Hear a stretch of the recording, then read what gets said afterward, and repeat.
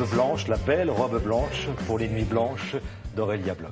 Oh, c'est joli, c'est poétique. Alors, pour arriver au sport de nuit, je vais vous faire quand même je vais vous raconter une petite histoire. Dans les années 90, un Allemand, Bill Brandes, voulait faire du badminton le jour, mais il y avait beaucoup de vent parfois. Il se dit, mais comment je vais réussir à faire du badminton avec ce vent qui souffle très fort? Donc, il a eu l'idée de réinventer le badminton et d'alourdir un peu, vous savez, le volant. Oui, c'est un autre nom d'ailleurs, ça s'appelle le speeder.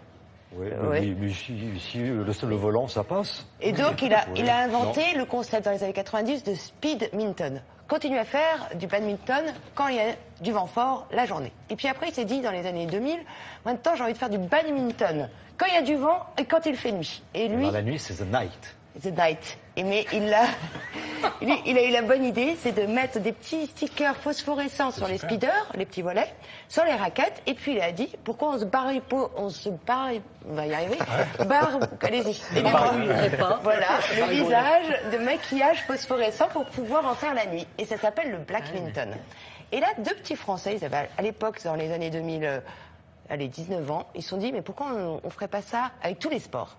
Et ils ont lancé une association en 2006.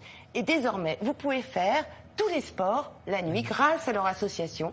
Et non seulement vous faites du sport, mais en fait, vous faites en plus de la fête. Et ça peut durer jusqu'au petit matin. Regardez ce que ça donne. Du sport de nuit. Allez, on y va. Je suis désolée, j'arrive.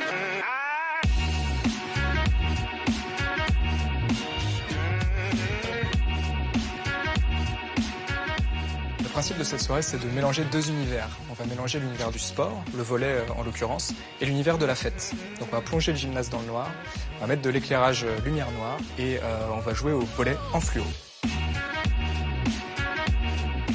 Une fois que la nuit est tombée, les participants vont arriver, ils vont commencer par se maquiller pour qu'ils soient bien visibles dans le noir, mettre des bracelets fluo, des colliers fluo.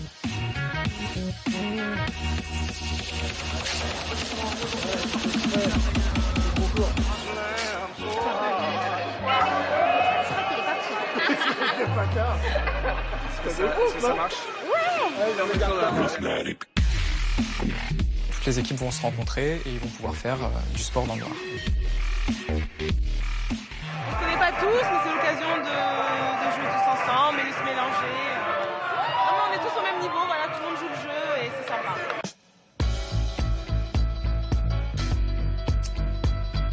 La nuit est importante pour faire ce type d'activité puisque c'est ce qui permet de désinhiber les participants.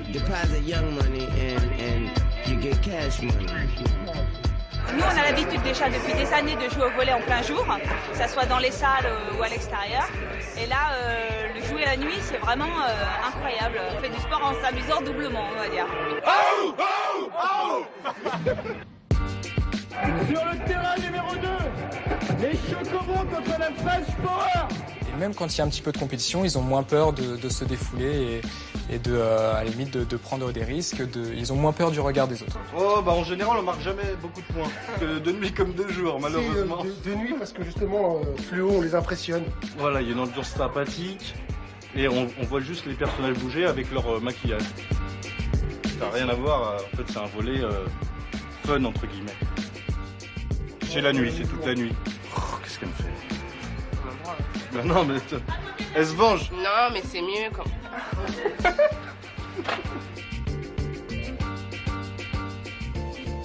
Ici, on présentait Télématin la nuit. Complètement barbouillé. Voilà. Avec du maquillage photo. Il faut des lumières blanches. Ça donne une superbe ambiance, hein, avec musique, DJ. Et tout ce qui va avec. Mais l'idée, c'est pourquoi ne pas s'arrêter justement aux associations sportives et imaginer de faire ce genre d'activité pour des mariages, des fêtes. Il y a beaucoup d'étudiants, les BDE, vous savez, les bureaux des élèves, qui imaginent ce concept pour leurs fêtes. Donc non seulement on se dépense, mais en plus on rigole. Voilà, et tout ça jusqu'au bout de la nuit. Merci beaucoup, Aurélia.